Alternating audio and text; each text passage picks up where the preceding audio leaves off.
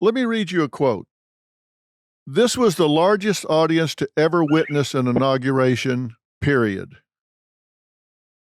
Sean Spicer. I've heard that. Who wrote that? I think one of our press staff. I don't want that line in particular. That was part of we call the topper of the first briefing. There were several people involved. When you are the one that gets up and says that, and as one that says things sometimes, and you rely on people to give it to you, I'm assuming you're not out there counting heads. Since somebody gives you this, are you relying on fact checkers? Are you trusting that this is? Can I? Yeah, please. Look, I think that will somehow just put it on my grave site. I know that's going to be on the tomb. But not to dwell on this, but at the time, the idea was, and again, I've admitted it over and over again. Was that sloppy? Was that the wrong? Yes. Okay. So I'm not justifying anything, but what I think the goal was at the time, if you remember, we woke up, we had false claims about the president removing a statue of Martin Luther King out of the Oval Office. That was false. We had been attacked we hadn't even been in office for 24 hours. And we wake up the morning after the inauguration, and there's several cable TV outlets talking about that. And the president was, I think, rightly so upset that after going to work for the first day where he got a bunch of executive orders and executive action signed, this is what some folks were focused on. Anyway, the way that I approached this was, hey, look, if you look at all of the live streaming and the different social media platforms that exist now that didn't exist even 4 years ago, 10 years ago. It's sort of like having that conversation between when TV was invented and not, right? I thought if I phrase this in a way that encapsulates, and I think the key word was audience, right? Or as the thing goes on, ever in person or something like this. The idea was not to focus on the number of bodies on the National Mall witnessing it, but to try to talk about interest, to try to focus on, people live streaming it on Twitter and watching it on digital platforms and on websites that I didn't think would be controversial because many of those weren't available 5 or 4 or 8 or 12 years prior. So, but again, was it sloppy? Yes. Yeah. At this point, everybody jumped on this, and so it became a back and forth. It just seemed like the longer you chewed it, the bigger it got. It was not that was not the best first day. Yeah, not the best first day. Do you think that colored your relationship with the media from that point forward? Unequivocally. Yeah. I mean, I don't think there's any way to deny that sort of I knew a lot of the folks in that press briefing room. I had a lot of relationships that had existed for years, but I think for a lot of folks who I didn't know, that wasn't probably the best coming out. What I'm talking about is you were shaping the RNC and their strategies and stuff for years before this. So right. You had relationships with these people. Did they think you had gone over totally to the dark side when you stepped up and started speaking on his behalf? Did they think you had been programmed by him? I think there was a lot of people who had a lot of questions in terms of what my motives were or where what I had become. And I think in some cases, some people just frankly didn't know me and were making wild assumptions about who I am as an individual, what I thought or what I believed. So I don't know that I really cared that much about that part, but yeah, there was definitely open speculation about I can't believe he said this. Why would he do this? And this isn't the guy we knew.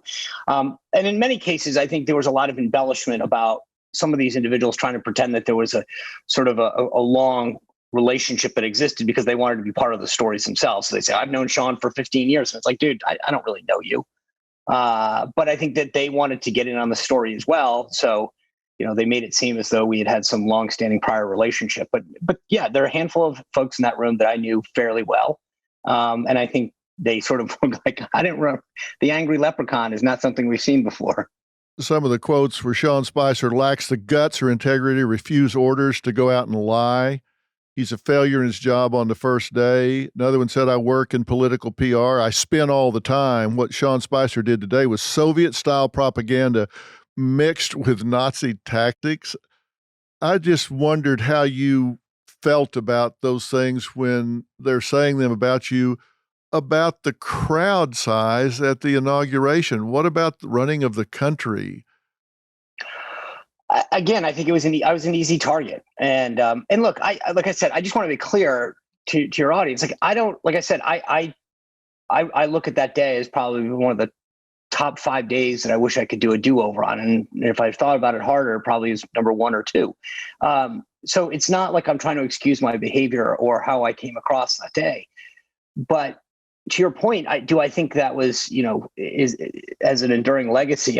For a lot of these guys, when they screw up, they get the ability to just move on or edit their story and say, "Oh, I didn't do this." And some of them have been really big whoppers. What stories that have been gotten wrong, sources that were false, narratives that were pushed that were not true. There are days in which I get a chuckle out of the fact that if they were to judge me the same way that they wanted to be judged, I wonder what the press coverage would look like. Yeah. Did he ever straight up ask you to lie? No. Is there anything he ever asked you to say that you thought that's a lie? Whether he believed it or not, you thought, nah, that's a lie? So I don't mean there's days when, you might get a bad piece of economic news or something and you'd say, hey, we got to focus on, the strength of the stock market and the resiliency of, of the manufacturing base or whatever it is. So there's a difference between lying and sort of highlighting, what we call in the industry spinning or putting the best face. And I don't think that's unique, but I think there's a difference between a bold-faced lie where it's like, hey, there's 2 + 2, go out and say it's 5. That's a demonstrable false thing to say. If you said 2 + 2, well, it's not as big as 5 and it's a little, larger than 3.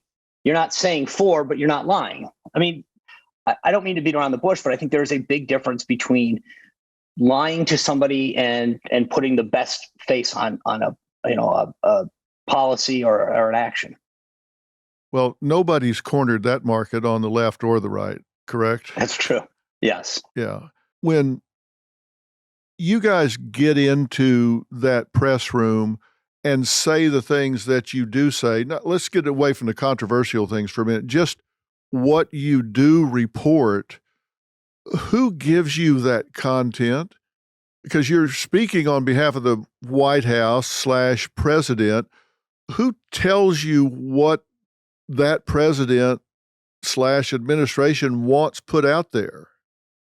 So there's a combination of things. One, you're looking at what's driving the news that day. So, right now, you've got Ukraine, baby formula shortages. So that you're going to want to address those things, right? So there are stories and narratives that are in the bloodstream already. You got to address those. Then there are scheduling things. Then there's legislative and policy priorities that the Office of Legislative Affairs or the council's office is in the middle of doing something, and they'll come to you and say, hey, can you highlight this today? Maybe the president's going on a trip somewhere. You want to get ahead of that, or there's an action or meeting that's taking place. You want to highlight it.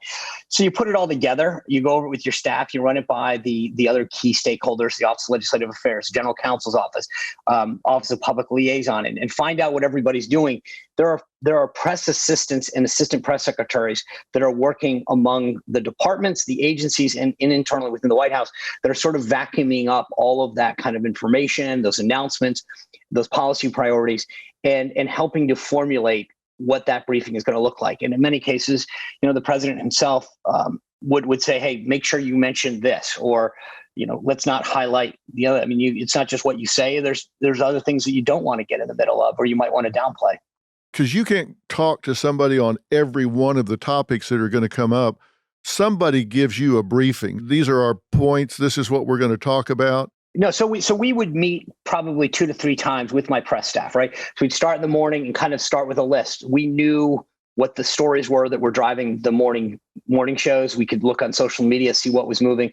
We would know what was coming down the pike, and we would sort of start to create that briefing document over a 3-hour period. And so I had a couple people on staff that we would be funneling information, facts, statements too, and saying, hey, make sure we put this in there. And then as the morning went on, we would check in, and it's kind of like a script, and you're going back and saying, hey, that's not happening anymore. Let's get it out. Hey, they just added this to the schedule. Let's put it in. But it's a dynamic document that's happening between first thing in the morning, literally first thing in the morning, until you go out there. Yeah, you probably had the most unpredictable president, certainly in that I can recall in my lifetime. You had to deal with what he had said in the last 24 hours. And we all know there was a lot of hyperbole in things that he said. Was that part of the briefing? All right, here's what he said yesterday. We've got to go out there and try to contextualize this, diffuse this, support it in some way. Was that part of the briefing? Absolutely. I mean, and I think it's current. I mean, it's always going to be part of the briefing, no matter who's president, that the president will make a statement or a policy decision. And the job of the press secretary is to either keep pushing the pedal on that, to give it momentum, to clarify it. You've seen this in this White House, especially the last few weeks, whether it's COVID related. They had a statement on vaccines the other day that they had to go out and massage.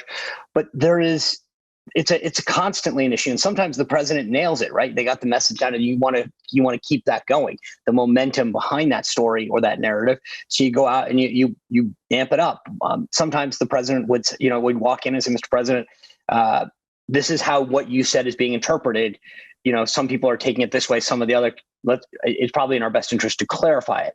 But I think that's going to be a job of any press secretary.